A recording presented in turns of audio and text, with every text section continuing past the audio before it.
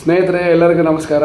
ಈ ದಿನದ steam boiler ಟಾಪಿಕ್ನಲ್ಲಿ steam boiler mountings and accessories ಏನೇನು ಇದ್ದಾವೆ ಮತ್ತು ಅದರಗಳ ಕೆಲಸ ಏನಂತ ತಿಳ್ಕೊಳ್ಳೋಣ. ಈ ವಿಡಿಯೋದಲ್ಲಿ ಓನ್ಲಿ ಮೌಂಟಿಂಗ್ಸ್ ಬಗ್ಗೆ ಹೇಳ್ತೀನಿ, ನೆಕ್ಸ್ಟ್ ವಿಡಿಯೋದಲ್ಲಿ ಅಸೆಸರೀಸ್ ಬಗ್ಗೆ ಹೇಳ್ತೀನಿ. ಸೊ ಮೌಂಟಿಂಗ್ಸ್ ಅಂದರೆ ಏನು, ಏನಕ್ಕೆ ಬಳಸ್ತಾರೆ, ಅವಿಲ್ಲ ಅಂದರೆ ಏನಾಗುತ್ತೆ ಅನ್ನೋದು ಒನ್ ಬೈ ಒನ್ ನೋಡೋಣ. ಮೌಂಟಿಂಗ್ಸ್ ಅಂತಂದರೆ ಬಾಯ್ಲರ್ ಜೊತೆಗೇ ಫಿಕ್ಸ್ ಆಗಿರುವಂಥವು. ಈಗ ಎಕ್ಸಾಂಪಲ್, ಹೊಸ ಬಾಯ್ಲರ್ ಎರೆಕ್ಷನ್ ಕಮಿಷನಿಂಗ್ ಮಾಡಬೇಕಾದ್ರೆ ಬಾಯ್ಲರ್ ಜೊತೆಗೇ ಬರ್ತದೆ ಅದು. ಲೈಕ್ ಎಕ್ಸಾಂಪಲ್, ಪ್ರೆಷರ್ ಗೇಜ್ ಆಗ್ಬೋದು, ಗೇಜ್ ಗ್ಲಾಸ್ ಆಗ್ಬೋದು, ಲೆವೆಲ್ ಇಂಡಿಕೇಟರ್ ಅಂತೀವಲ್ವ, ಗೇಜ್ ಗ್ಲಾಸ್ ಆಗ್ಬೋದು, ಮೇಲ್ಗಡೆ ಸ್ಟೀಮ್ ಸ್ಟಾಪ್ ವಾಲ್ವ್ ಆಗ್ಬೋದು, ಏರ್ ವೆಂಟ್ ವಾಲ್ವ್ ಆಗ್ಬೋದು, ಕೆಳಗಡೆ ಬ್ಲೋಡೌನ್ ವಾಲ್ವ್ ಆಗ್ಬೋದು, ಅದಾದಮೇಲೆ ಸೇಫ್ಟಿ ವಾಲ್ವ್ ಆಗ್ಬೋದು. ಈ ಥರ ಮೌಂಟಿಂಗ್ಸ್. ಫಸ್ಟ್ ಮೌಂಟಿಂಗ್ ನೀವು ಏನಾದರೂ ಕೇಳಿದರೆ, ಯಾರಾದರೂ ಕೇಳಿದರೆ ಗೇಜ್ ಗ್ಲಾಸ್ ಬಗ್ಗೆ ಹೇಳಿ. ಗೇಜ್ ಗ್ಲಾಸ್ ಅಂದರೆ ಲೆವೆಲ್ ಇಂಡಿಕೇಟರು. ಡ್ರಮ್ ಒಳಗಡೆ ವಾಟರ್ ಎಷ್ಟಿದೆ, ಸ್ಟೀಮ್ ಎಷ್ಟಿದೆ ಅಂತ ಹೇಳುವ ಒಂದು ಡಿವೈಸು ಗೇಜ್ ಗ್ಲಾಸ್ ಅಲ್ವಾ, ಲೆವೆಲ್ ಇಂಡಿಕೇಟರ್ ಅಂತ ಹೇಳ್ತೀವಿ. ಇದ್ರ ಬಗ್ಗೆ ನೆಕ್ಸ್ಟ್ ಟಾಪಿಕಲ್ಲಿ ಡ್ರಾಯಿಂಗ್ ಸಮೇತ ವಿವರಣೆ ಮಾಡ್ತೀನಿ. ನೆಕ್ಸ್ಟ್ ಹೇಳಬೇಕಂತಂದರೆ ಪ್ರೆಷರ್ ಗೇಜ್ ಇಲ್ಲ ಅಂತಿದ್ರೆ ಏನಾಗ್ತಿತ್ತು, ಬಾಯ್ಲರ್ ನಡೀತಾ ಇರುತ್ತೆ, ಒಳಗಡೆ ಸ್ಟೀಮ್ ಪ್ರೆಷರ್ ಎಷ್ಟಿದೆ ಅಂತ ಗೊತ್ತಾಗಲ್ಲ. ಪ್ರೆಷರ್ ಗೇಜ್ ಅದಕ್ಕೆ ಫಿಕ್ಸ್ ಮಾಡಬೇಕಾಗತ್ತೆ. ನಾನು ಲಾಸ್ಟ್ 2-3 ವಿಡಿಯೋಸ್ ಹಿಂದ್ಗಡೆ ಪ್ರೆಷರ್ ಗೇಜ್ ಒಂದು ಡ್ರಾಯಿಂಗ್ ಇಟ್ಬಿಟ್ಟು ಲೀಸ್ಟ್ ಕೌಂಟ್ ಅಂದ್ರೆ ಏನೆಲ್ಲ ಹೇಳಿದ್ದೀನಿ. ನಾನು ಅದರಲ್ಲಿ ಪ್ರೆಷರ್ ಗೇಜ್ ಏನಕ್ಕೆ ಯೂಸ್ ಮಾಡ್ತಾರೆ ಅಂತಲೂ ಹೇಳಿದ್ದೀನಿ. ಅಂದರೆ ಬಾಯ್ಲರ್ ಒಳಗಡೆ ಸ್ಟೀಮ್ನ ಪ್ರೆಷರ್ನ ಕಂಡುಹಿಡಿಯಲಿಕ್ಕೆ ಎಷ್ಟಿದೆ ಅಂತ ನೋಡಲಿಕ್ಕೆ ಇಂಡಿಕೇಟರ್ ಥರ ಅದು. ಸೇಫ್ಟಿ ವಾಲ್ವ್ ಇಲ್ಲ ಅಂದರೆ ಏನಾಗುತ್ತೆ, ಸೇಫ್ಟಿ ವಾಲ್ವ್ ಇರೋದ್ರಿಂದ ಏನು ನಮಗೆ ಲಾಭ ಅನ್ನೋದು ಗೊತ್ತು ನಿಮಗೆ. Working pressure, design pressure. Working pressure ಯಾವುದೇ ಆಗಲಿ, ಆಪ್ರೇಟಿಂಗ್ ಪ್ರೆಷರು ಡಿಸೈನ್ಗಿಂತ ಜಾಸ್ತಿ ಹೋದರೆ ಬಾಯ್ಲರ್ಗೆ ಅಪಾಯಕಾರಿ. ಅದಕ್ಕೆ ಆ ಥರ ಆಗಬಾರ್ದು ಅನ್ನೋ ಒಂದೇ ಒಂದು ಕಾರಣಕ್ಕೆ ಆಟೋಮೆಟಿಕಲಿ ಅಂದರೆ ಸ್ವ ಇಚ್ಛೆಯಿಂದ ಸ್ಟೀಮ್ ಪಾಪಪ್ ಮಾಡಿಬಿಡುತ್ತೆ. ಇದ್ರ ಬಗ್ಗೆನೂ ನಾನು ಆಲ್ರೆಡಿ ಹೇಳಿದ್ದೀನಿ, ಸೇಫ್ಟಿ ವಾಲ್ವ್ ಬಗ್ಗೆ. ನೆಕ್ಸ್ಟ್ ಸ್ಟೀಮ್ ಸ್ಟಾಪ್ ವಾಲ್ವ್ ಅಂತಂದರೆ ಇಂಪಾರ್ಟೆಂಟ್. ನಮಗೆ ಬಾಯ್ಲರ್ ನಡೀತಾ ಇರುತ್ತೆ, but ಪ್ರೋಸೆಸ್ಗೆ steam ಬೇಕಾಗಿರಲ್ಲ.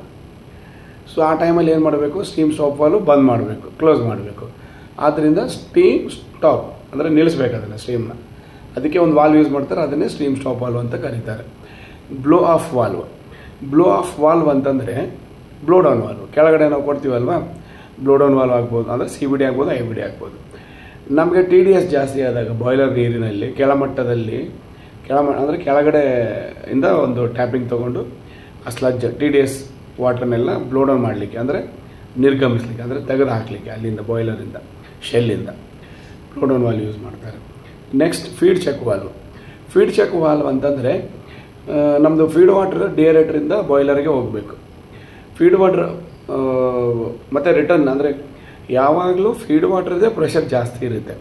ಡ್ರಮ್ಮಲ್ಲಿ steam ಪ್ರೆಷರ್ಗಿಂತ feed water ಪ್ರೆಷರೇ ಜಾಸ್ತಿ ಇರುತ್ತೆ. ಆದರೂ ಸಹ ಸ್ಟೀಮ್ ರಿಟರ್ನ್ ಶೆಲ್ಲಿಂದಾಗಲಿ ಡ್ರಮ್ಮಿಂದಾಗಲಿ ರಿಟರ್ನ್ ವಾಪಸ್ ಡಿಯರೇಟ್ರಿಗೆ ಬರಬಾರ್ದು, ಅಥವಾ ಫೀಡ್ ಪಂಪ್ ಸೆಕ್ಷನ್ಗೆ ಡಿಸ್ಚಾರ್ಜಿಗೆ ಬರಬಾರ್ದು ಅನ್ನೋ ಒಂದು ಕಾರಣಕ್ಕೆ ಫೀಡ್ ಚೆಕ್ ವಾಲ್ವ್ ಅಂದರೆ NRV ಅಂತ ಕರಿತೀವಲ್ವ, non return valve, feed check valve ಅಂತ ಕರೀತಾರೆ. ಅದು ಫಿಕ್ಸ್ ಮಾಡ್ತಾರೆ. ನೆಕ್ಸ್ಟ್ ಫಿಸಿಬಲ್ ಪ್ಲಗ್ ಬಂದುಬಿಟ್ಟು ತುಂಬ ಇಂಪಾರ್ಟೆಂಟ್. ಇದು 5 ಟ್ಯೂಬ್ ಬಾಯ್ಲರಲ್ಲಿ ಯೂಸ್ ಮಾಡ್ತಾರೆ. 5 ಟ್ಯೂಬ್ ಬಾಯ್ಲರಲ್ಲಿ ಏನಕ್ಕೆ ಯೂಸ್ ಮಾಡ್ತಾರೆ, ವಾಟರ್ ಟ್ಯೂಬ್ ಬಾಯ್ಲರಲ್ಲಿ ಏನಕ್ಕೆ ಯೂಸ್ ಮಾಡಲ್ಲ ಅಂತಂದರೆ, 5 ಟ್ಯೂಬ್ ಬಾಯ್ಲರಲ್ಲಿ ಟ್ಯೂಬ್ ಒಳಗಡೆ ಫೈರ್ ಇರುತ್ತೆ, ಶೆಲ್ಲಲ್ಲಿ ನೀರು ಇರುತ್ತೆ. ಯಾವಾಗಾದರೂ ಡ್ರಮ್ ಲೆವೆಲು ನಾವು ಟ್ಯೂಬ್ ಲೆವೆಲ್ಗಿಂತ ಕಮ್ಮಿ ಆದಾಗ ಬಾಯ್ಲರ್ ಫ್ಲೇಮ್ ಕಟ್ ಆಫ್ ಆಗಲಿಕ್ಕೆ ಒಂದು 5 ಟ್ಯೂಬ್ ಬಾಯ್ಲರ್ನ ಫಿಸಿಬಲ್ ಪ್ಲಗ್ನ ಯೂಸ್ ಮಾಡ್ತಾರೆ. ಅದರದ್ದು ಪರ್ಪಸ್ ಮುಂದಿನ ದಿನಗಳಲ್ಲಿ ಅದನ್ನು ಇನ್ನೂ ಡ್ರಾಯಿಂಗ್ ಸಮೇತ ಎಕ್ಸ್ಪ್ಲೇನ್ ಮಾಡ್ತೇನೆ ನಿಮಗೆ. ಈ ವಿಡಿಯೋದಲ್ಲಿ ಮುಖ್ಯವಾಗಿ ಮೌಂಟಿಂಗ್ಸ್ ಅಂದರೆ ಏನು, ಅವುಗಳನ್ನು ಏನಕ್ಕೆ ಯೂಸ್ ಮಾಡ್ತಾರೆ ಅಂತ ನಮಗೆ ಗೊತ್ತಿರಬೇಕು. ಬಿಟ್ಟರೆ ಬೇರೆ ಏನೂ ನಾನು ಹೇಳಲ್ಲ ಇದರಲ್ಲಿ. ಸೊ ಇನ್ನೊಂದ್ಸರಿ ಹೇಳ್ತೀನಿ ಮೌಂಟಿಂಗ್ಸ್ ಏನೇನು ಅಂತ.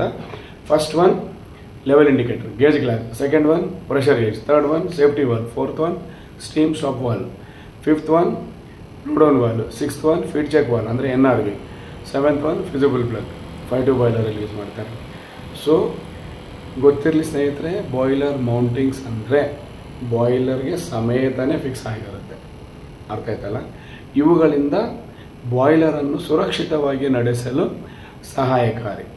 ಇವುಗಳಿಂದ ಬಾಯ್ಲರ್ ಎಫಿಷಿಯನ್ಸಿ ಜಾಸ್ತಿ ಆಗಲ್ಲ, ಓಕೆನಾ, ಕಡಿಮೆನೂ ಆಗಲ್ಲ.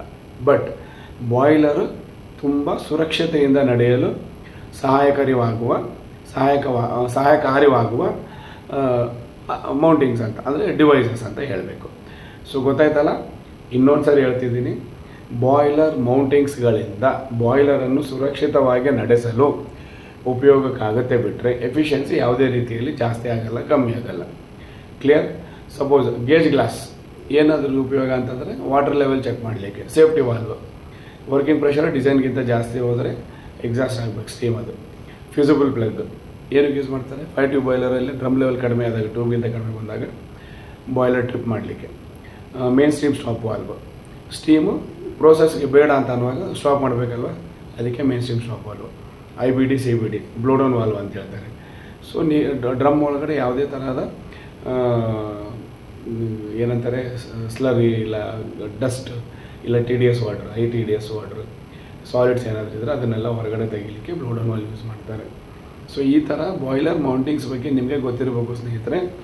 ಬಾಯ್ಲರ್ ಮೌಂಟಿಂಗ್ಸ್ ನಿಮಗೆ ಇಮ್ಮಿಡಿಯೇಟಾಗಿ ಕಣ್ಣಿಗೆ ಬರಬೇಕಂತಂದರೆ gauge glass, pressure gauge, main stream stop valve, safety valve, ಕೆಳಗಡೆ ಬ್ಲೋ ಡೌನ್ ವಾಲ್ವ್ ಆದಮೇಲೆ ಸೈಡ್ ಫೀಡ್ ಚೆಕ್ ವಾಲ್ವ್, ಈ ಥರ ನಿಮಗೆ ಗೊತ್ತಿರಬೇಕು.